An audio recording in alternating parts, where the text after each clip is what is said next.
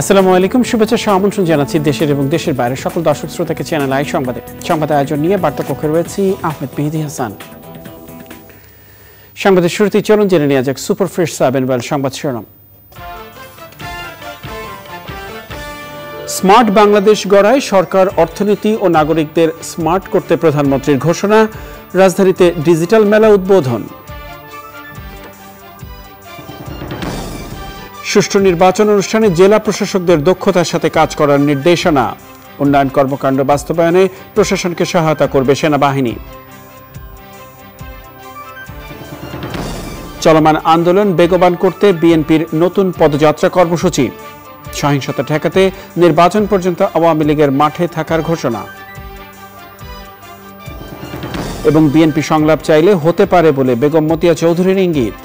বিদেশি প্রেসক্রিপশনের রাজনীতি শেষ পর্যন্ত টেকে না, মন্তব্য।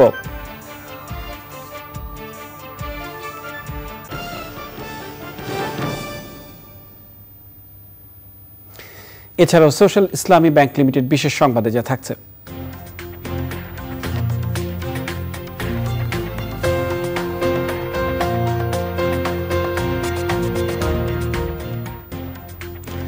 মাদারীপুরে প্রথমবারের মতো আন্তর্জাতিক চারুকলা প্রদর্শনীর খবর।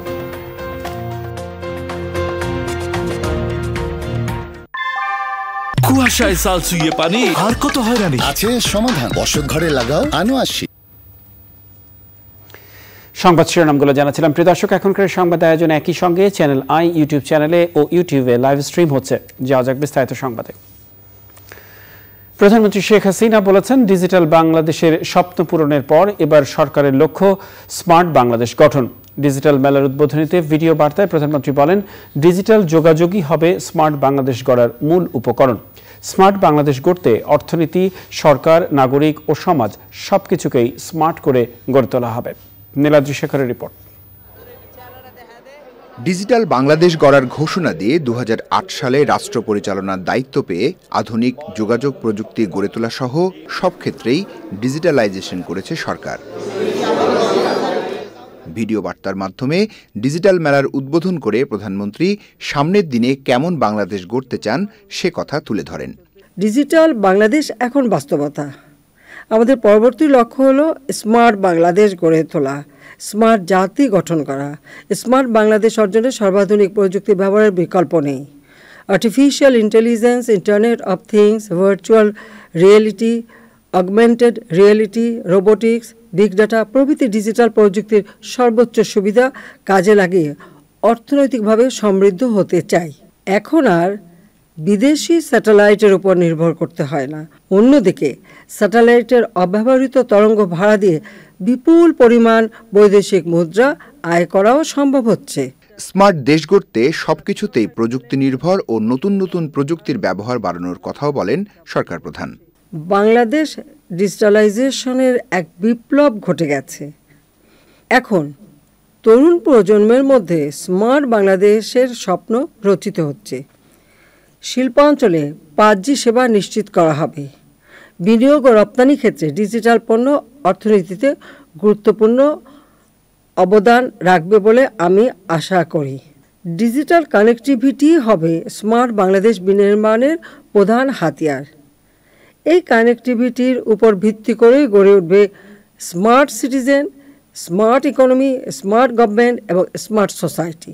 স্মার্ট বাংলাদেশ বিনির্মাণে সবাইকে একযোগে কাজ করারও আহ্বান জানান প্রধানমন্ত্রী শেখ হাসিনা। Niladri Shekhar, channel I, Dhaka.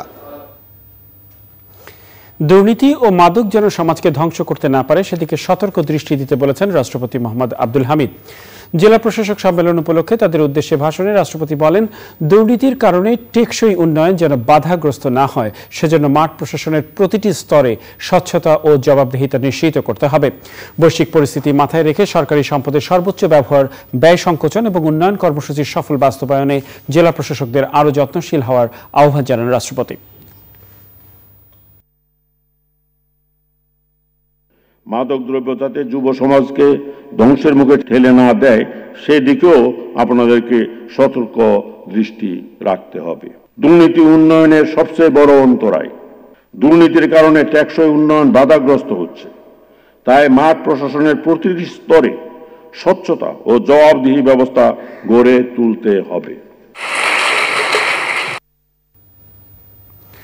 সুষ্ঠু ও গ্রহণযোগ্য নির্বাচন করতে আইন শৃঙ্খলা বাহিনীর পাশাপাশি জেলা প্রশাসকরাও ভূমিকা রাখবেন। দক্ষতার সাথে সেই কাজ করার নির্দেশ দিয়েছেন স্বরাষ্ট্রমন্ত্রী। সরকারের উন্নয়ন কর্মকাণ্ড বাস্তবায়নে প্রশাসনের সাথে সেনাবাহিনীও একসঙ্গে কাজ করবে বলে জানিয়েছেন সেনাপ্রধান।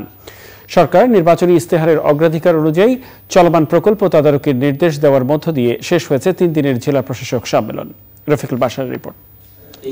জাতীয় নির্বাচনের সময় জেলা প্রশাসকরা রিটার্নিং অফিসারের দায়িত্ব পালন করেন। নির্বাচন পরিচালনায় জেলা প্রশাসকদের ভূমিকা অন্যতম। আসন্ন জাতীয় সংসদ নির্বাচনের আগে এটি শেষ জেলা প্রশাসক সম্মেলন।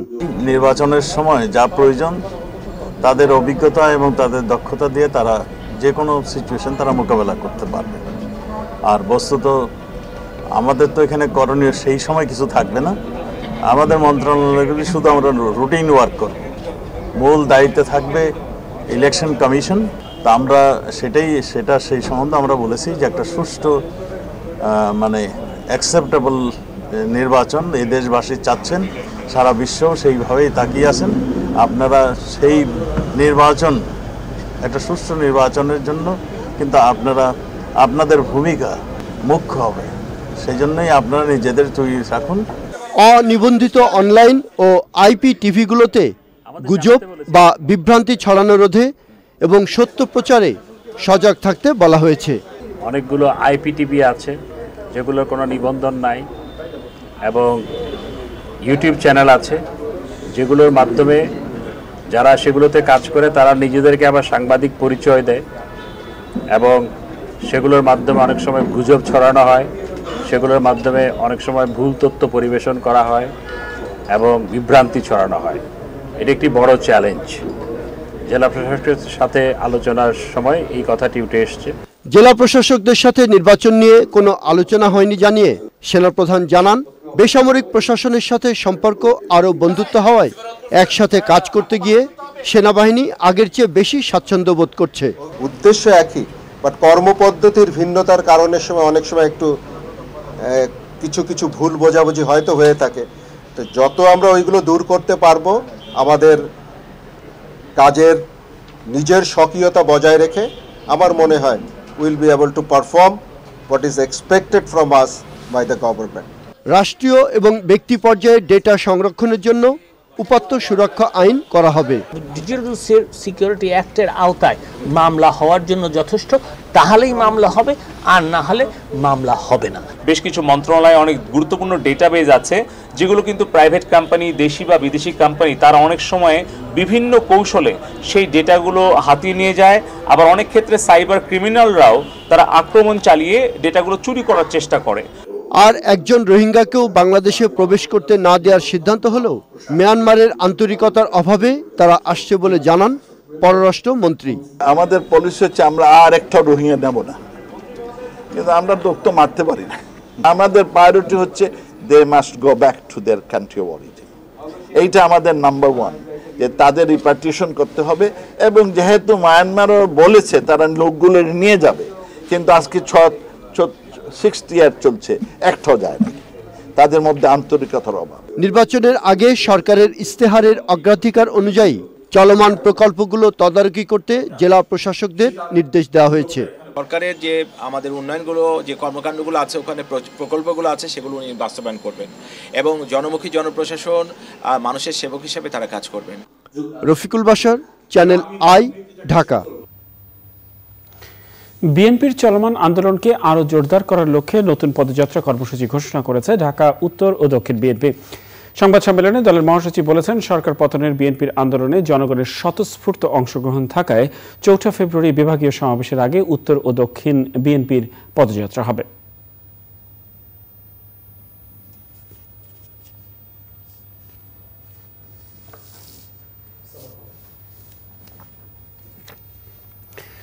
বিএনপির সাথে পাল্টাপাল্টি কর্মসূচি নয়, তবে সহিংসতা ঠেকাতে নির্বাচন পর্যন্ত আওয়ামী লীগ মাঠে থাকবে বলেছেন দলটির সাধারণ সম্পাদক ওবায়দুল কাদের। জঙ্গিবাদ এবং সাম্প্রদায়িকতাকে অভিন্ন প্রতিপক্ষ আখ্যা দিয়ে তিনি বলেছেন, এদের রুখে দিতে হবে। ভোট নিয়ে বিএনপি সংলাপ চাইলে হতে পারে বলে ইঙ্গিত দিয়েছেন সংসদ উপনেতা বেগম মতিয়া চৌধুরী। তিনি বলেছেন, বিদেশি প্রেসক্রিপশনের রাজনীতি শেষ পর্যন্ত টেকে না। বঙ্গবন্ধু কন্যা প্রধানমন্ত্রী শেখ হাসিনার বাস্তবতা মাথায় রেখে দেশের মানুষের জন্য রাজনীতি করেন। সোমা ইসলামের রিপোর্ট। সংসদ উপনেতা হিসেবে দায়িত্ব নেওয়ার পর চ্যানেল আইয়ের সঙ্গে সাক্ষাৎকারে আগামী দিনের রাজনীতি আর ভোট নিয়ে নানা কথা বলেছেন বেগম মতিয়া চৌধুরী। বললেন, বিএনপি মিথ্যাচার করে সংসদ থেকে পদত্যাগ করেছে। মাননীয় প্রধানমন্ত্রী যখন বিরোধী দলে ছিলেন 5 বার ওনার মাইক অফ করে দিছে। উনি দাঁড়ায় থাকছেন, মানে যতক্ষণ মাইক্রোফোন না দেওয়া হবে ততক্ষণ পর্যন্ত উনি বসবেন না, তারপরে দেওয়া হয় নাই।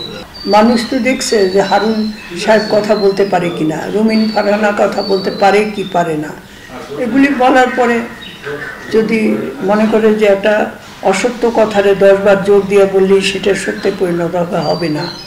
সংসদ থেকে বেরিয়ে যাওয়ার পর বিএনপি যখন পুরোপুরি রাজপথ নির্ভর, তখন সংলাপের আর কোনো সম্ভাবনা আছে কিনা এমন প্রশ্ন ছিল সংসদ উপনেতার কাছে। সংলাপ শব্দটা খুব ভারী, কিন্তু প্রশ্ন হলো বাঙালি তো আলাপ করতে পারলে আর কিছুই চায় না। হ্যাঁ, তাই না? আলাপ, সংলাপ, বিলাপ, প্রলাপ সবকিছুতেই বাঙালি অভ্যস্ত। তারা সংলাপ করতে চাইলে হবে। তাদের আহ্বান যদি থাকে তাহলে আপনারা কি সেই আলাপে সাড়া দেবেন? এটা আমি এই মুহূর্তেটা এককভাবে বলতে পারি না, তবে আমরা যে কোনো আলাপ আলোচনায় পজিটিভ দৃষ্টিভঙ্গি রেখেই চলতে দেখছি আওয়ামী লীগরা, এবং বিশেষ করে আমাদের প্রধানমন্ত্রী জননেত্রী শেখ হাসিনা, তিনি সবসময় রেসপন্সিভ, মানে সংবেদনশীল, আবেগ দিয়ে তো সব উনি পরিচালিত হন না, কোনো সময়ই হন না। বিএনপিকে ভিনদেশি প্রেসক্রিপশন নিয়ে না চলার পরামর্শ দিয়েছেন সংসদ উপনেতা। বিদেশমুখী রাজনীতি তো টেকে নাই। আমি খালি তাদের কথা বলবো না, আমাদের দেশে আরও অনেক রাজনৈতিক দল এই বিদেশমুখী রাজনীতি করার ফলে কিন্তু তাদের অনেক স্যাক্রিফাইসিং কর্মী ছিল, অনেক স্যাক্রিফাইসিং প্রজ্ঞাবান নেতা ছিল, কিন্তু তারা কিন্তু শিকড় মেলতে পারল না। সুজাতা সিং আসছেন, বাংলাদেশে রাষ্ট্রদূতদের আসা যাওয়া বা কূটনীতিবিদদের আসা যাওয়া কি এই প্রথম? এর আগেও তো সেই তারা আসছেন, বসছেন একসঙ্গে, সমস্ত পার্টি নিয়ে বসছেন। না হলে এইগুলি ঘটনা না ঘটলে ভালো ছিল, কিন্তু এইটা তো নতুন ঘটে নাই। বিএনপির সভা সমাবেশ করার সক্ষমতা নিয়েও প্রশ্ন তুলেছেন তিনি। এখন আওয়ামী লীগের কর্তব্য কি? তাদের মিটিংয়ে লোক সাপ্লাই দেওয়া? ছোটবেলায় একটা করতাম, যে এতগুলি ভাত খাবি, বাঘ মারতে যাবি, বাঘ মারতে ডরাবি না তো? তারপর এরকম হয়ে চোখের কাছে আঙুল নিয়ে বলছে এই যে ডরাইলি। তো এই খেলা রাজনীতি, এই খেলা না। প্রতিষ্ঠার পর ৭৩ বছরে আওয়ামী লীগ সব ধরনের যুদ্ধ মোকাবেলা করেছে বলে মন্তব্য করে মতিয়া চৌধুরী বললেন, আওয়ামী লীগ কখনো বেসামাল হয় না, সবকিছুকে সামলে নেবার দলের নামই আওয়ামী লীগ। সোমা ইসলাম, চ্যানেল আই, ঢাকা। সনাতন ধর্মাবলম্বীদের অন্যতম ধর্মীয় উৎসব সরস্বতী পূজা আজ। বিদ্যা ও ললিতকলার দেবী সরস্বতীর আরাধনায় বাণী, অর্চনা, পুষ্পার্ঘ্য অর্পণের মধ্য দিয়ে জ্ঞানের বিকাশ ও বিশ্ব শান্তি প্রতিষ্ঠায় প্রার্থনা করেছেন শিক্ষার্থী সহ সর্বস্তরের সনাতন ধর্মাবলম্বীরা।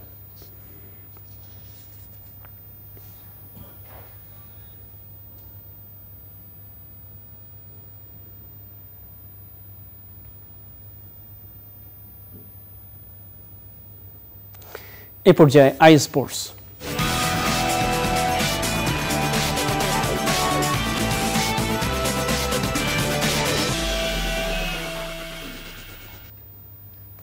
প্রিয় দর্শক, খেলাধুলার সব আপডেট নিয়ে আই স্পোর্টসে যোগ দিচ্ছেন সহকর্মী আদিল আহমেদ শান। যাচ্ছি তার কাছে। শান, ফ্রুটিকা খেলাধুলার সব আপডেট দর্শকদের জানিয়ে দেওয়ার জন্য চলে যাচ্ছি পরবর্তী সংবাদে। সরকারি অনুদানে নির্মিত বীরকন্যার প্রীতিলতা চলচ্চিত্রটি মুক্তি পাচ্ছে ৩রা ফেব্রুয়ারি। শিক্ষার্থীরা যাতে সিনেমাটি সহজে দেখতে পারে সেজন্য বিশেষ উদ্যোগ নিয়েছেন বীরকন্যার প্রীতিলতা সিনেমা পরিবার। বিভিন্ন শিক্ষা প্রতিষ্ঠান ও ছাত্রী হলের প্রচারণা চালাচ্ছেন তারা। আর এর অংশ হিসেবে ঢাকা বিশ্ববিদ্যালয়ের কবি সুফিয়া কামাল হলে প্রচারণায় অংশ নেন চলচ্চিত্রটির শিল্পী ও কলাকুশলীরা। যাযাবর মিন্টু রিপোর্ট। অগ্নিযুগের বিপ্লবী প্রীতিলতা ওয়াদ্দেদারের জীবনের ওপর কথা সাহিত্যিক সেলিনা হোসেনের উপন্যাস ভালোবাসার প্রীতিলতা অবলম্বনে নির্মিত হয়েছে পূর্ণদৈর্ঘ্য চলচ্চিত্র বীরকন্যা প্রীতিলতা। দেখা হবে, আমি আবার আসবো। ছবিতে প্রীতিলতার চরিত্রে অভিনয় করেছেন নুসরাত ইমরোজ তিশা এবং বিপ্লবী রামকৃষ্ণের চরিত্রে দেখা যাবে মনোজ প্রামাণিককে। কোনো ক্যারেক্টারেরই আসলে ভিডিও ডকুমেন্টস ছিল না, এই জন্য ক্যারেক্টারটা পোর্ট্রেট করতে আমাদের খুবই কষ্ট হয়েছে। কিন্তু thanks to my director Selina aunty, সবার চেষ্টার জন্য তারা আমাদের চাইতে বেশি রিসার্চ করেছে। তাদের সাথে কথা বলে, বই পড়ে এবং ডিসকাশনের মাধ্যমে আমরা ক্যারেক্টারটাকে আসলে ধারণ করতে সক্ষম হয়েছি। ছবি আসলে আমাদের সবার দেখা উচিত এবং সব ছবি আসলে এরকম না যে নাচ গান বা এরকম এন্টারটেনমেন্ট থাকবে, সেরকম না। এই ছবির অন্য মাত্রা আছে। এরকম একটি আয়োজনে নিজেদের সম্পৃক্ত করতে পেরে আনন্দিত কবি সুফিয়া কামাল হল কর্তৃপক্ষ। 21 বছর বয়সে উনি যে ওনার দেশের জন্য যে ত্যাগ এবং যে বীরত্বের পরিচয় দিয়েছেন, এই বিষয়গুলো আমি মনে করি যে আমাদের বিশ্ববিদ্যালয় পর্যায়ে যারা আমাদের ছাত্রছাত্রী আছে তাদের প্রত্যেকেরই এখান থেকে শেখার বিষয় আছে। নতুন প্রজন্ম যাতে প্রীতিলতার আত্মদানের বীরত্ব কথা জানতে পারে, নিজেদের হৃদয়ে শক্তি ও সাহস সঞ্চয় করতে পারে, সেজন্য শিক্ষার্থীদের জন্য হাফ পাস চালুর ঘোষণা দেন ছবির পরিচালক। এই প্রজন্ম যদি এটি না জানে, এই প্রজন্ম যদি আজকে তার ইতিহাসকে ভালোভাবে মূল্যায়ন করতে না পারে, তাহলে সে আগামী দিনে অগ্রসর হতে পারবে না। হয়তো আমরা অনেক উন্নত দেশ হতে পারবো, কিন্তু মনোজগতে হয়তো উন্নয়নটা ঘটবে না। এই চলচ্চিত্রগুলো কিন্তু মনোজগতে উন্নয়ন ঘটাতে সক্ষম এবং সরকার অবকাঠামোগত উন্নয়নের পাশাপাশি শিক্ষা এবং দর্শনের উন্নয়নের কথা কিন্তু বলছে বারবার। গত বছরের 25শে নভেম্বর মুক্তির তারিখ নির্ধারণ করা হলেও শেষ মুহূর্তে কিছু কারিগরি সংকট দেখা দেওয়ায় তা পিছিয়ে যায়। যাযাবর মিন্টু, চ্যানেল আই, ঢাকা। প্রিয় দর্শক, সময় হলো Ashok Leyland Ifad autos limited বিরতি নেবার। আর বিরতির পরে অন্যান্য সংবাদের সাথে আরো যা থাকছে। যুক্তরাষ্ট্র ও ফ্রুটিকা পরে আবারও ফিরে এলাম চ্যানেল আই সংবাদে। দেশে জরায়ু মুখ ক্যান্সারে বছরে প্রায় 11,000 নারীর মৃত্যু হয়। ঝুঁকিতে আছে 5 কোটি নারী, কিন্তু গণভ্যাকসিনের মাধ্যমে এই রোগ প্রতিরোধ করা সম্ভব। জরায়ু মুখ ক্যান্সার প্রতিরোধে সচেতনতার মাস পালনে ল্যাব এইড স্পেশালাইজড হসপিটালের আয়োজনে সায়েন্টিফিক সেমিনারে বিশেষজ্ঞ চিকিৎসকরা এ অভিমত জানান। ল্যাব এইড হসপিটালের গাইনি অ্যান্ড অবস বিভাগের চেয়ারপারসন অবসরপ্রাপ্ত মেজর লায়লা আরজুমান্দ বানু সভাপতিত্বে সেমিনারের প্রধান অতিথি ছিলেন ল্যাব এইড গ্রুপের ডিরেক্টর ডাক্তার সুচরিতা আহমেদ। এর আগে সচেতনতামূলক র্যালি নগরীর বিভিন্ন সড়ক প্রদক্ষিণ করে। সার্ভাইকাল ক্যান্সারটা আমরা নির্মূল করব, শুধু সরকারিভাবে না হলে আমাদের প্রাইভেট সেক্টরকে এগিয়ে আসতে হবে।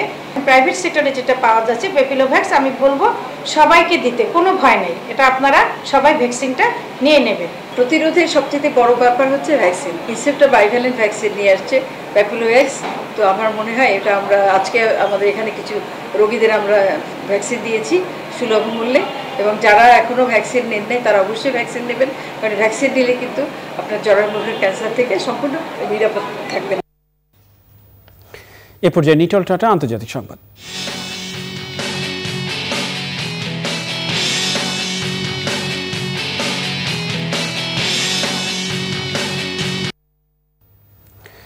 যুক্তরাষ্ট্র ও জার্মানির ট্যাঙ্ক পাঠানোর ঘোষণার একদিন পর ইউক্রেনে ক্ষেপণাস্ত্র হামলা চালিয়েছে রাশিয়া। হামলায় ইউক্রেনের বিভিন্ন অঞ্চলের 35টি ভবন ধসে পড়ে, 11 জনের নিহত ও 11 জন আহত হয়েছেন।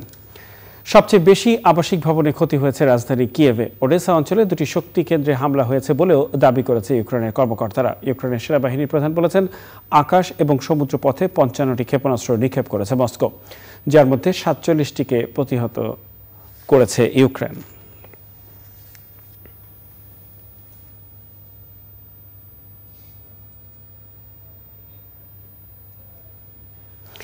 জানাবো সোশ্যাল ইসলামী ব্যাংক লিমিটেড বিশেষ সংবাদ।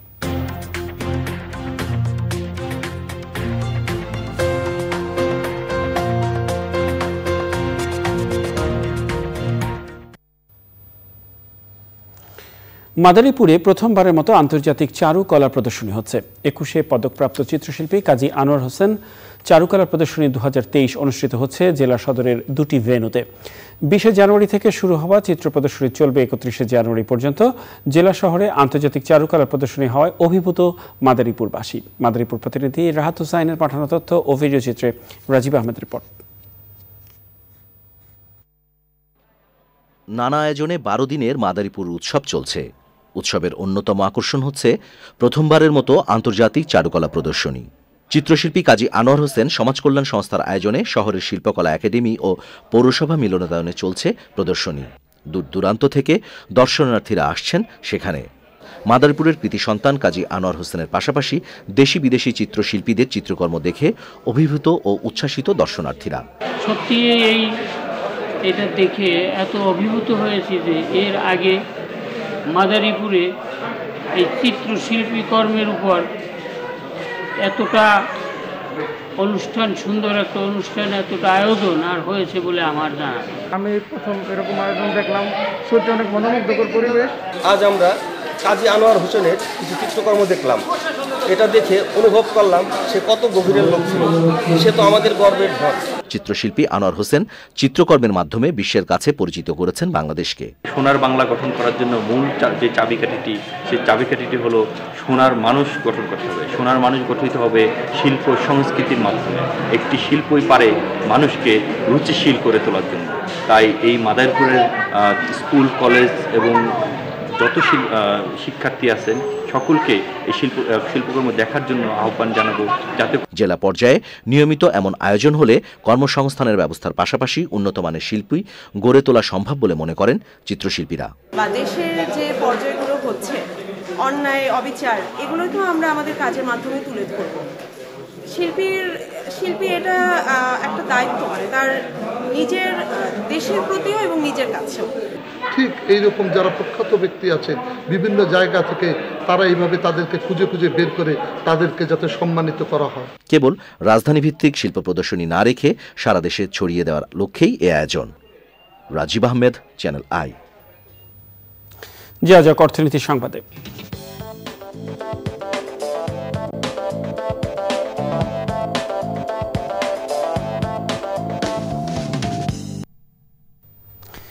ঢাকা স্টক এক্সচেঞ্জে আজ সপ্তাহের শেষ কার্যদিবসে লেনদেনের ঊর্ধ্বমুখী প্রবণতা দেখা গেছে।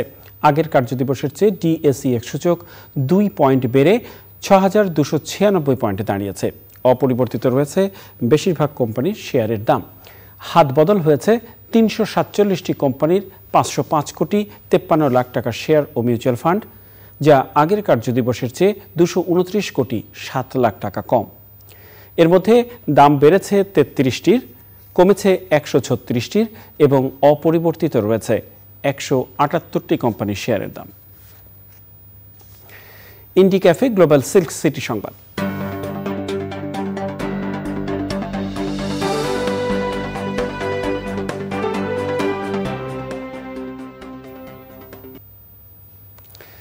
উনত্রিশে জানুয়ারি প্রধানমন্ত্রী শেখ হাসিনার রাজশাহীতে আগমন উপলক্ষে পেশাজীবী, ক্রীড়া ও সাংস্কৃতিক সংগঠনের নেতাদের সাথে মতবিনিময় করেছেন আওয়ামী লীগের সভাপতি মণ্ডলীর সদস্য ও রাজশাহী সিটি কর্পোরেশনের mayor AHM Khairuzzaman Liton.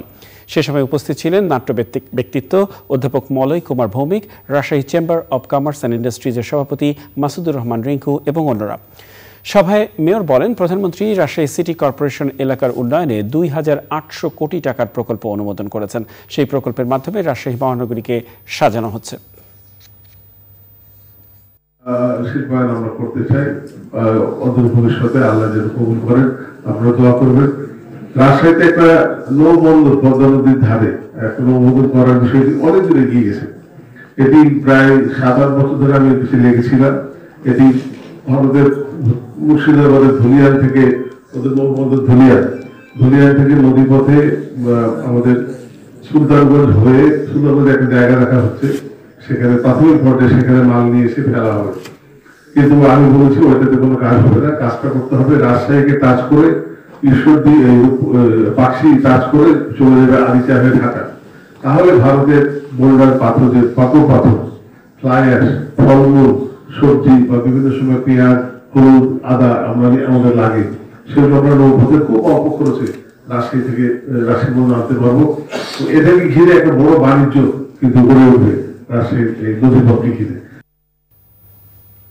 Pubali bank limited কৃষি সংবাদ।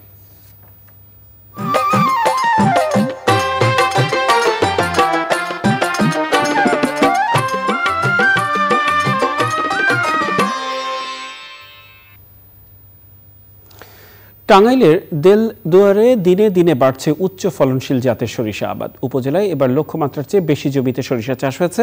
ভোজ্য তেলের আমদানি নির্ভরতা অনেকটাই কমে আসবে বলছেন সংশ্লিষ্টরা। টাঙ্গাইল থেকে মুসলিম উদ্দিন আহমেদের রিপোর্ট।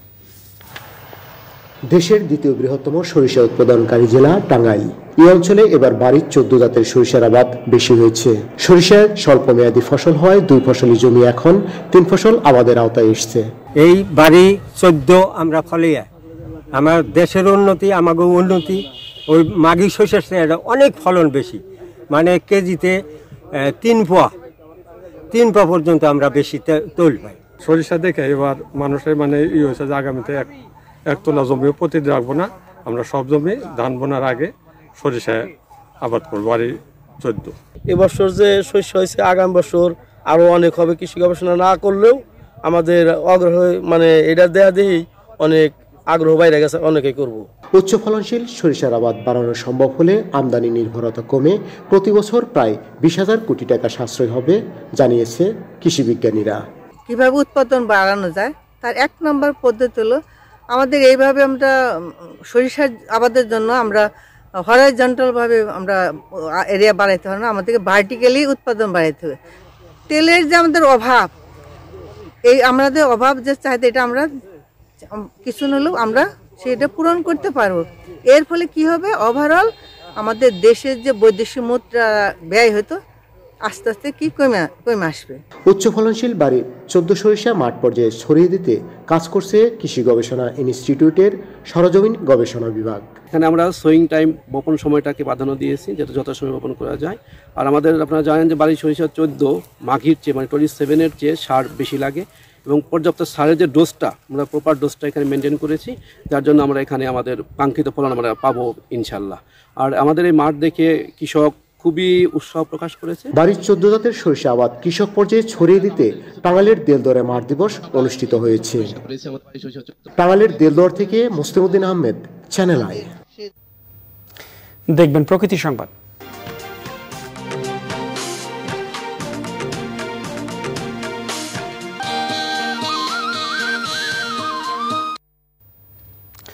জলবায়ু পরিবর্তনের প্রভাবে পৃথিবীর যত দেশ ঝুঁকির মধ্যে আছে তার মধ্যে বাংলাদেশের অবস্থান প্রথম সারিতে। তাই জলবায়ুর বৈরী প্রভাব মোকাবেলায় বাংলাদেশের উন্নয়নের ধারা বজায় রাখতে বিভিন্ন সময় বেশ কিছু অভিযোজন কার্যক্রমের উদ্যোগ নেওয়া হয়েছে। জাতীয় অভিযোজন পরিকল্পনা নিয়ে দেখুন আলিম আল রাজির ডেস্ক রিপোর্ট।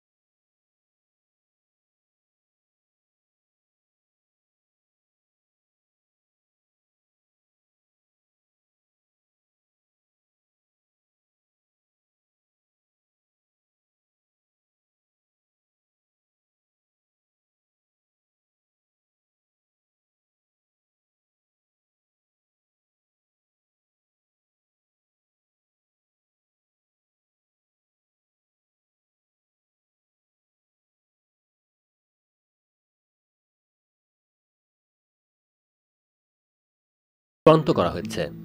মিশরে অনুষ্ঠিত বিশ্ব জলবায়ু সম্মেলনে এটি উপস্থাপিত হয়েছে এবং বাংলাদেশের পক্ষ থেকে জলবায়ু পরিবর্তনের কারণে ক্ষয়ক্ষতি মোকাবেলায় একটি আর্থিক ব্যবস্থাপনার দাবি জানানো হয়। জলবায়ু পরিবর্তনের যে বৈরী প্রভাব তা বন্ধ করা না গেলেও অভিযোজন সক্ষমতা বাড়ানোর মাধ্যমেই পরিবর্তনশীল জলবায়ুর সাথে নিজেদের খাপ খাইয়ে নেওয়া সম্ভব। তাই নিজেদের অবস্থান থেকে এ বিষয়ে জনসচেতনতা তৈরিতে সক্রিয় ভূমিকা পালন করতে হবে। জাতীয় অভিযোজন পরিকল্পনা বাস্তবায়িত হলে দীর্ঘমেয়াদী সমন্বিত অভিযোজন কার্যক্রম গ্রহণ ও বাস্তবায়নের মাধ্যমে জলবায়ু পরিবর্তন মোকাবেলা সহজতর হবে। জাতীয় অভিযোজন পরিকল্পনা এর সফল বাস্তবায়নের মাধ্যমে দেশের অভিযোজন সক্ষমতা যেমন বাড়বে তেমনি নিশ্চিত হবে টেকসই উন্নয়ন। আলিম আল রাজি, প্রকৃতি ও জীবন ডেস্ক, চ্যানেল আই। প্রিয় দর্শক, জাতীয় অভিযোজন পরিকল্পনা নিয়ে বিশেষ অনুষ্ঠান দেখবেন আজ রাত 11:30 প্রকৃতি ও জীবন অনুষ্ঠানে। এ পর্যায়ে এক্সিম ব্যাংক বাণিজ্য সংবাদ।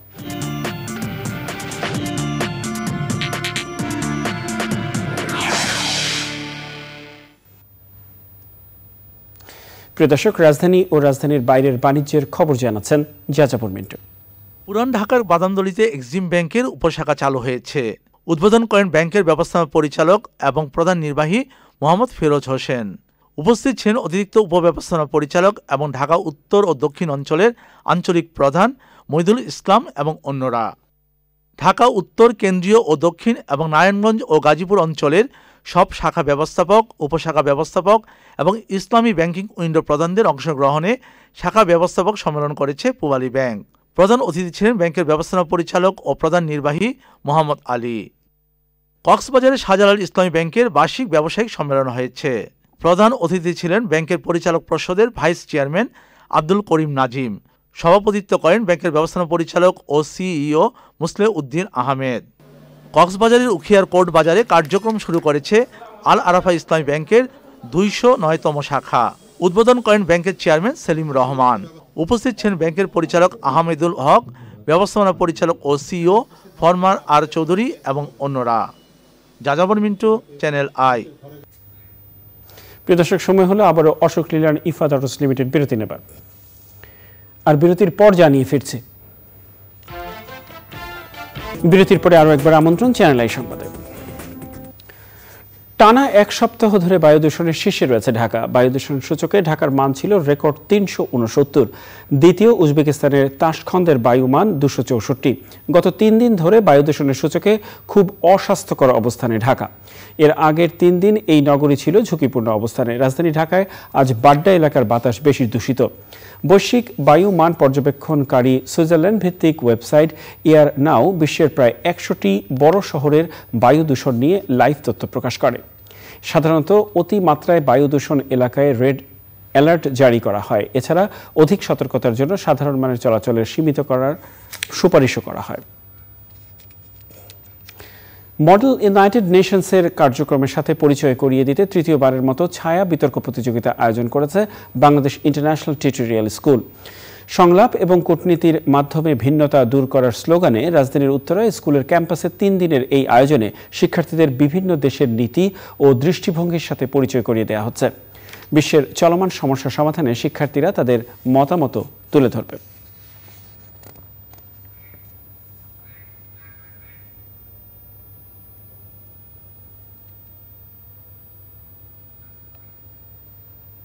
প্রিয় দর্শক, আবারও নিচ্ছে কিছুক্ষণের অশোক লীলান ইফাত অটোস লিমিটেড বিরতি। আর বিরতির পর খেলার সংবাদে যা থাকছে। ইংলিশ কারাবাও কাপের ফাইনালের পথে ম্যানচেস্টার ফ্রুটিকা। আরও একবার, শিক্ষার্থী সহ সর্বস্তরের সনাতন ধর্মাবলম্বীরাও আনন্দ উৎসবের মধ্য দিয়ে শ্রী শ্রী সরস্বতী পূজা উদযাপন করেছে। প্রতি বছরের মতো এবারও মোহাম্মদপুরের গ্রাফিক আর্টস ইনস্টিটিউটের শিক্ষার্থীরা আনন্দ উৎসবে মেতে ওঠে সরস্বতী পূজায়। পূজার সার্বিক কার্যক্রম পরিচালনা করেন কলেজের অধ্যক্ষ প্রকৌশলী নিহারঞ্জন দাস। অন্যদিকে রাজধানীর টিকাটুলির হাটখোলায় প্যারামাউন্ট কনকর্ড পূজা উদযাপন পরিষদ নবমবারের মতো জাঁকজমকপূর্ণভাবে আয়োজন করে সরস্বতী পূজার।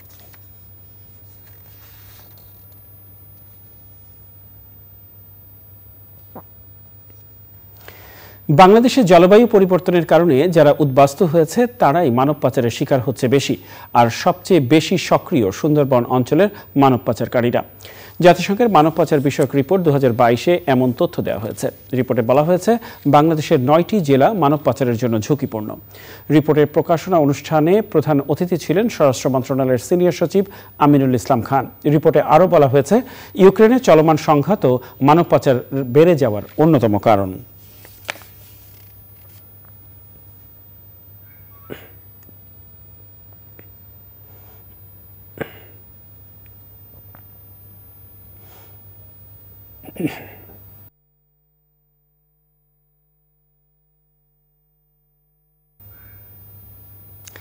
জানাবো খেলার খবর।